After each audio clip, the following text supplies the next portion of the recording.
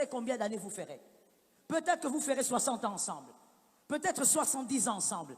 Tu ne peux pas prendre à la légère ce genre de choses. Tu ne peux pas choisir quelqu'un par pitié. Si une personne a payé tes études, dis-lui merci papa. Je ne sais pas quoi te donner pour te remercier. Mais on n'épouse pas un homme par pitié. On n'épouse pas un homme parce qu'il a fait du bien. On n'épouse pas un homme parce qu'il a été le bailleur de fonds de ta famille. Tu dois être capable d'admirer ce que tu vas embarquer dans ta vie. Que l'Éternel t'aide. Voilà pourquoi je vais dire à une fille ici, à une jeune sœur, à une célibataire, le visuel est important. Adam n'a pas attendu que Ève, comme je le disais, parle pour qu'il décide. Il a vu. Pourquoi? Parce que l'homme tel qu'il est créé, le monsieur qui est à côté de toi, qu'il soit marié ou célibataire, tel que l'homme a été créé, il est focalisé sur le visuel. C'est d'abord le visuel qui l'attire. Je dis donc à une sœur, comme je le disais, l'onction n'est pas contre la beauté.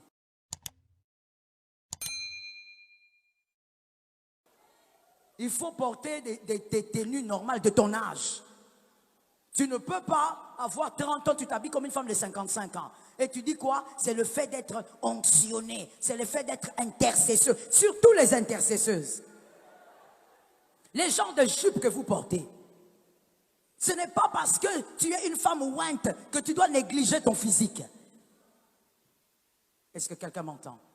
L'attirance est importante dans le mariage. Pour faire un bon choix, tu dois d'abord être d'accord avec ce que tes yeux voient. Ce n'est pas normal que le jour de ton mariage, tu es en veste, ta femme est juste à côté. Vous êtes en train de faire des vœux pour toute la vie. Mais toi, tes yeux sont dans la salle. Tu es attiré vers une autre beauté. Ce n'est pas normal. Au nom de Jésus de Nazareth, que ça n'existe pas chez toi. N'épouse pas ce qui déplaît à tes yeux. Monsieur, avant d'épouser une fille, vérifie, est-ce qu'elle est attirée vers toi? Est-ce que cette femme-là aussi est attirée vers ce qu'elle voit? Est-ce que toi-même, monsieur, tu es attiré vers ce que tu vois? Fais attention. Ça détruit les familles, ça détruit les couples. Comme je le disais, on ne supporte pas une beauté. Il faut l'admirer. Le sourire là, de cette fille qui est ta fiancée, est-ce que ça te plaît? Ou quand elle sourit, ça t'énerve? Ça te rappelle de mauvais souvenirs? Juste le sourire. Quand elle sourit, ça t'énerve. Est-ce que ça te plaît? Est-ce que quand cet homme sourit, ça te plaît? Est-ce que tu es fier de sortir? Je connais. Donc c'est que toi, tu ne pourras pas gérer. Ne force pas, mon frère. Le mariage, ce n'est pas une course. Ce n'est pas parce qu'on a béni 3 filles cette année que toi aussi cette année seulement. Le mariage n'est pas une course. Marie-toi en réfléchissant correctement. Est-ce que la personne que tu as choisie t'attire? On a constaté quelque chose en Afrique. C'est que les hommes prient moins pour le mariage. Ce sont les femmes qui prient beaucoup. Alors que mon frère, si toi tu épouses une mauvaise femme, ta destinée est bousillée. Si tu épouses une mauvaise femme, même ta vie avec ta famille est bousillée. Si tu épouses une mauvaise femme, tu vas nourrir des enfants, mais ces enfants finiront un jour par devenir tes adversaires. Tu as beaucoup à perdre, monsieur. S'il y a quelqu'un qui doit pleurer pour le mariage, ce sont les hommes. Tu dois pleurer pour que Dieu, Christ te fasse grâce, que tu fasses un choix intelligent. Que le mariage, le choix, avant même d'arriver au mariage, le choix que tu fais, ne doit pas t'amener à régresser. Tu ne peux pas faire un choix, mademoiselle, qui t'abrutit. Tu ne peux pas faire un choix qui te fait reculer 5 pas, 10 pas en arrière. Le monde a dit reculer pour mieux sauter. Mais dans le mariage, ça ne s'applique pas toujours. Parce que tu vas reculer, tu épouses un homme, tu avais déjà certaines valeurs, tu avais déjà une certaine perception de la vie, mais tu épouses un homme qui te fait reculer. Tu épouses un homme qui t'abrutit. Je place l'équilibre en disant, on peut aider quelqu'un, mais j'ai l'habitude de dire aux jeunes sœurs, on aide celui qui n'est pas paresseux. C'est-à-dire que on dit bien aider. Même la femme, on a dit c'est une aide. C'est-à-dire tu rajoutes à ce qu'il y a. Toi, tu n'as rien. Tu ne cherches aussi rien. Tu connais toutes les séries de novellas. Mais tu viens dans la vie d'une fille.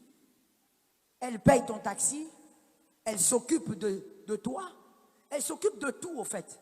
Et toi, tu es là comme un sensu. J'ai dit à une jeune sœur, sors de cette relation toxique. Je pose la question aux hommes intelligents, à ceux qui lisent la Bible. Adam, lorsqu'elle est venue voir, plutôt Ève, lorsqu'elle est venue voir Adam, elle est arrivée dans un jardin.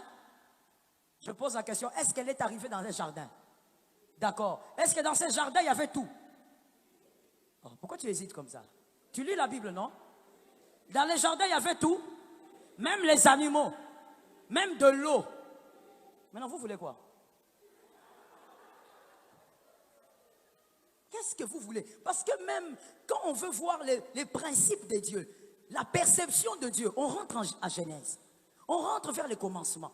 Il y avait tout. La femme est venue, l'homme avait tout. Il commençait même à nommer les animaux. Mon frère, toi tu ne nommes rien, même pas une radio. Tu vas où?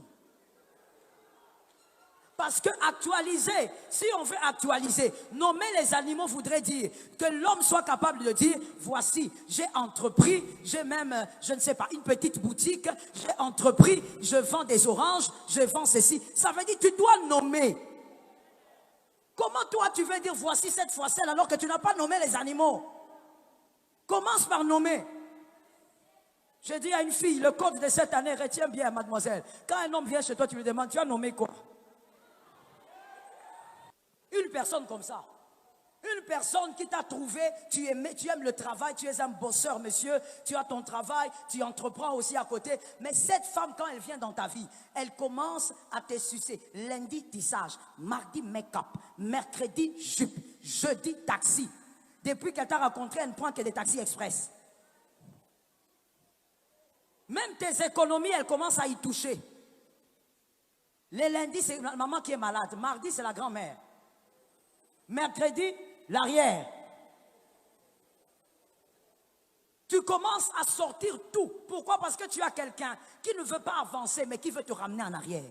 On ne fait pas un choix qui regresse. On fait un choix qui vous propulse. Ça tombe sur ta vie au nom de Jésus. Tu dois faire un choix qui te propulse. Tu étais à zéro, tu montes. Vous savez, je vais ouvrir même une parenthèse pour dire, quand on parle de propulser, on parle même de cette amplification intellectuelle. Tu ne peux pas faire un choix. Toi, monsieur, tu as des ambitions. Tu dis, voilà, tu fais un petit commerce parce que tu veux payer tes études. Tu n'as personne pour le faire, mais tu veux arriver jusqu'à avoir ton doctorat un jour. Tu veux être peut-être professeur en droit. Tu te bats pour ça. Tu as des ambitions. Mais tu rencontres une fille qui te dit, les études là, c'est quoi? Ça fait quoi? Moi, mon papa n'a pas étudié. Si ton papa n'a pas étudié, c'est ton papa. Lui, il veut aller jusqu'au doctorat. Quelqu'un comme ça, tu ne peux pas faire chemin avec. La personne va toujours te tirer vers le bas. Que l'Éternel t'aide à avoir un homme ascenseur. Une femme ascenseur. Une personne qui te hisse vers le haut. Est-ce que quelqu'un m'entend? Une personne qui est capable de te prendre et de te faire monter, même intellectuellement parlant. Laisse tripoter parce que tu ne sais pas qui tu es. Tu crois que c'est en te tripotant que le mariage va venir vite. Non, mon frère. Généralement, je ne chosifie pas la femme ni l'homme, mais je prends un exemple pour que tu comprennes. Généralement, quand on va dans un magasin, ce n'est pas l'habit qu'on expose qu'on prend. Quand on va dans un magasin, on préfère qu'on puisse nous amener l'habit qu'on a vu, mais qui se trouve dans le dépôt. Qui est la personne qui a capté? Il ne faut pas croire, mademoiselle, que c'est en te tripotant tous les jours que tu vas retenir un homme. C'est comme le fait d'avoir un enfant avec un homme. Ça ne retient pas un homme. Et d'ailleurs, je veux dire aussi une autre chose. Pourquoi tu veux les retenir? Tu me regardes bizarrement. Pourquoi tu veux le retenir? Parce que quand on dit retenir, c'est en français. Quand on dit retenir, c'est-à-dire c'est quelque chose qui vous échappe. Non. L'homme de ta vie ne doit pas être quelqu'un qui veut t'échapper, qui veut t'échapper. Non. L'homme de ta vie, il est là, il est avec toi, il t'aime. Tu n'as pas besoin de forcer pour qu'il reste avec toi. J'ai déjà dit, on ne se marie pas par pitié, on ne se marie pas aussi parce qu'il n'y a pas mieux. On ne se marie pas aussi parce que tu... Oh mon Dieu, je libère ça comme ça. On ne se marie pas parce que tu as besoin d'un lieu de refuge. Non. Le mariage n'est pas un lieu de refuge. Ce n'est pas un camp des réfugiés. Non, il y a tellement de souffrances chez moi que je veux me marier. Tu vas mal tomber. Demande au Seigneur de t'aider. Non, je suis tellement mal à l'aise chez moi que je veux me marier. Le mariage n'est pas un camp de réfugiés. Tu vas commettre des erreurs. Tu vas choisir la mauvaise personne.